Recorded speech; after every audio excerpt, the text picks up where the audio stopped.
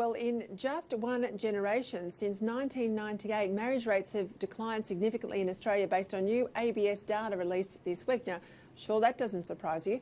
One of the biggest changes, though, worth noting, has been the disappearance of religion from our marriage ceremonies. In 1998, it was a 50-50 split between marriages conducted by a minister of religion and marriages where a celebrant, a civil celebrant, officiated at the union. 2 decades on, based on this latest data from 2018, it's now an overwhelming 80% of Australian marriages that choose a civil celebrant over a religious service.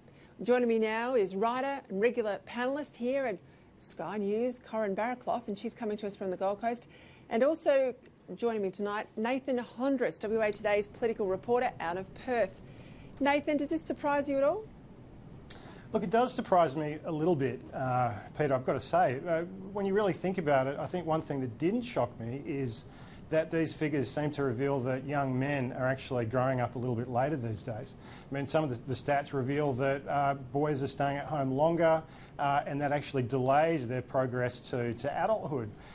Look, the drop in the number of religious marriages, the extent of it, I think is a little bit surprising. So about 50% from the late 90s down to now about, 20% is just, I think, pretty alarming. I find it troubling, whether it's just kids moving away from churches, moving away from their faiths, or whether there's some bigger underlying problem going on here. I had the impression that younger people were actually getting a little bit more engaged with perhaps the faith of their grandparents or great-grandparents, but yeah, perhaps I'm wrong about that. What did you make of the stats, Corrine? Because they're also, it's the first full year of statistics in relation to same-sex marriage, and they were 5.5% of the overall marriage cohort in the year. Was there anything surprising in those statistics for you? I wasn't actually surprised by any of this, to be honest. I think religion's playing a decreasingly important role in our lives, and marriage is part of that. And I think the other thing to add to this conversation, which is really important, is people, especially young men, are really waking up to the long-term cost of divorce. I reckon that that's having a severe impact on these figures, and that's not just a divorce settlement. If you have children, that's talking about child support, which can financially cripple people for the rest of their lives. So I think all of that financial situation is becoming part of that decision not to go there in the first place. Well, it's a very good point, although I have to say legally you're just as much on the hook whether you've had a ceremony or an official recognised state marriage as you are if you're a de facto. But, you know, we talk about marriage here, and we made that point there that most marriages now in Australia, 80%, are not in front of religious officials. But if you look at the UK election, religion is absolutely front and centre, and it's coalesced Corrine, a whole lot of religious leaders to come in and really be political for the first time in a long time, because often our religious leaders walk away from politics. You know, they might say a few guarded things on homelessness, but they're not in the political fray. They are, and the issue, of course, is anti-Semitism and a lot of abhorrence at the behaviour of Jeremy Corbyn. Absolutely. The interview that Jeremy Corbyn did with Andrew Neil on the BBC was an absolute disaster, and it's not going away.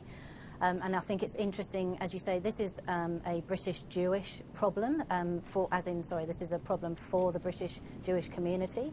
But also we've had leaders from Christian, Hindu, Muslim and Sikh leaders. So this is lots of religions coming together saying that this is not acceptable. And ultimately, Corbyn's real downfall on that BBC interview was a real lack of leadership.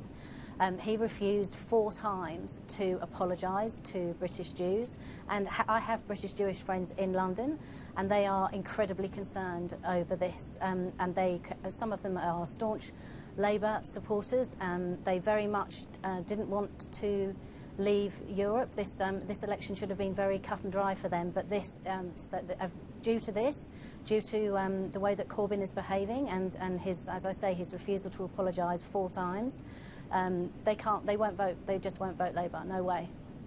Yeah, in addition to that too, Nathan, you've got 150 candidates and MPs on the Labor side of politics who've come a cropper on the issue of anti-Semitism, and broadly on the left, one of the co-founders of Extinction Rebellion gave a shocking interview in Germany last week where he hedged his bets on the existence of the Holocaust. He used very sort of dismissive language about the Holocaust. He refused to apologise. He sort of blundered in and out, and right across the political spectrum in Germany they condemned him. This is now a new article of faith, it almost seems, from the political left. Look, I think it is. You look at particularly some of our left-wing politicians in Australia. We saw during the last federal election, Melissa Park, who was a former member of Fremantle for the Labor Party, she had to resign her candidacy for Labor in the seat of Curtin in WA over some remarks she'd made in relation to Israel. You know, some things which were quite alarming and upset a lot of the Jewish community here. But that interview that Corbyn did with Andrew Neil was just astonishing. And I think probably he's somebody who, within his ranks, has got people who, you know, let's just say that if they're not anti-Semitic, then they're certainly navigating some territory in those waters in their opposition to Israel. So, and in some cases, they're very strident opposition to Israel, their support for Palestine. And I think, look, even if they don't cross the line, and there's no doubt many of them have, they're in some real difficult waters, and it's pretty hard to get some mainstream support for your political party when you're taking issues like BDS, when you're associated with some of the remarks of the Extinction Rebellion character. I think is in a lot of trouble. And just lastly, on a side note, I welcome the religious leaders coming into the political fray. I don't like this idea that they're not welcome in the public debate. I think they're people who they know their stuff, they understand things like ethics. You might not agree with them, but I think that the more of them speaking up in relation to these issues, the better. Yeah, and I think we need people to speak up broadly right across the public, right across public life. You know, business leaders, political leaders, religious leaders. We need people inside the political and the community debate on big issues facing our country rather than the usual suspects. Just quickly, Corrine, issue of native title. There are two Indigenous groups that have 14 years ago got the native title in relation to the area where Adani mine will go. Adani has negotiated with these two Indigenous groupings. The Palaszczuk government now is contesting their right to native title 14 years on. I've got to be cynical and say I think this is more about Adani than genuine claims of the Wangan and Jagalingou peoples in this area. Absolutely, and you know, I think this will be really interesting to watch. It's a 10-day hearing which starts next Monday. And I think it has the potential to really blow up, because this is very much going to be activism versus jobs. Adani Mining has actually already said that it will honour the terms, so therefore it would be speaking to the Aboriginal community and ensuring employment opportunities. So this very much is climate activists versus jobs, and we've just had an election on that. People are sick of this activism, and if it really kicks off around this, then I think people will come down pretty hard on it. Yeah, you're right, and there is an agreement with these two Indigenous communities that struck with Adani for a significant proportion of jobs to go to their people, and if jobs aren't there, that's a real shame. That is an absolute shame, because what we want is everyone in work, Indigenous people most of all. I've got to leave it there. I'm sorry to do that to you, but we've run out of time. It's been a very busy day out of the circumstances in Canberra this afternoon. Nathan Hundress, Corrine Barraclough, thank you very much for your time tonight.